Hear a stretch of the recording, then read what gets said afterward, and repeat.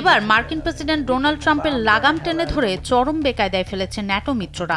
ইরানের সাথে চলমান সংঘাতের জেরে ডোনাল্ড ট্রাম্প যখন গুরুত্বপূর্ণ হরমুজ প্রণালী অবরোধের ঘোষণা দিলেন, তখন সেই পরিকল্পনায় অংশ নিতে সরাসরি অস্বীকৃতি জানিয়েছে পশ্চিমা এই সামরিক জোট।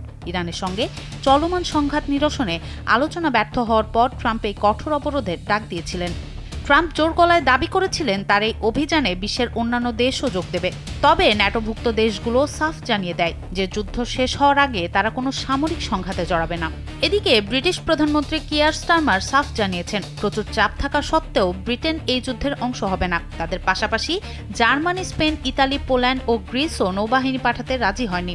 এতে ট্রাম্প ক্ষুব্ধ হওয়ায় ন্যাটোর ভেতরে নতুন করে বড় ধরনের টানাপোড়েনের আশঙ্কা তৈরি হয়েছে।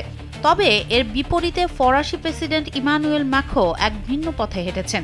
তিনি সংঘাতের বদলে শান্তি রক্ষা ও জাহাজ চলাচল স্বাভাবিক রাখতে একটি বহুজাতিক মিশন গঠনের প্রস্তাব দিয়েছেন, যা ট্রাম্পের কঠোর নীতির চেয়ে সম্পূর্ণ আলাদা। ন্যাটোর এমন পিছুটান ট্রাম্পের কঠোর ইরান নীতিকে বড় এক চ্যালেঞ্জের মুখে ঠেলে দিল।